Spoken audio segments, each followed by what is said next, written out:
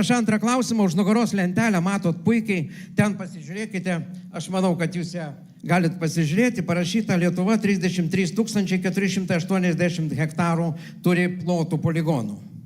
Ten tai parašyta, generolas pristatė ir po to, kai pristatė, kiek kokiam poligone visus kitus poligonus, jis nerodė, kiek kokiam poligone yra plotų.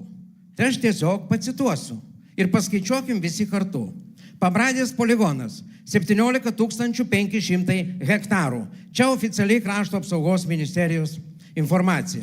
Toliau, Rūdininkų poligonas 17 000 hektarų. 17 000 hektarų. Jau yra 34,5 tūkstančio.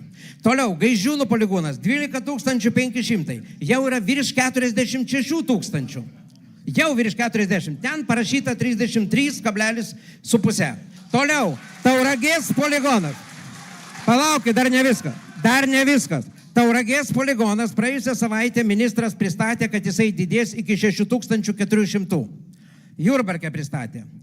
Kazlų Rūdos poligonas didės iki 7400. Dar 14 000 ir turim jau 60 000 dabar poligonų, kai ant lentelės pas jūs 33 000. O karių turim 25 000. 25 000. Kai Latvijoje yra 2 poligonai ir 18 000 karių. Klausimas antras. Antras klausimas. Ministrė, ar jūs žinot, kad kariškiai jums pateikė netikslę informaciją ir kodėl poligono pristatymas pradedamas nuo melo žmonėm ir ministrui?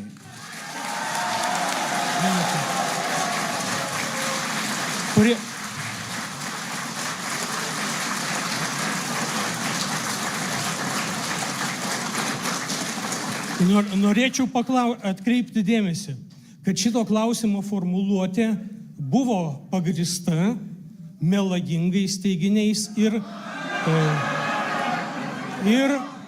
manipuliavimu. Nes susitikimo pradžioj tie, kas iš jūsų klausėsi, turėjo galimybę išgirsti, kad Pabradės poligone gali vienu metu treniruotis ribotas skaičius karių. Gaižiūnų poligone dar mažiau karių. Rūdininkų poligonas, kaip buvo pasakyta, statomas tam, kad ten galėtų treniruotis visa Vokietijos brigada.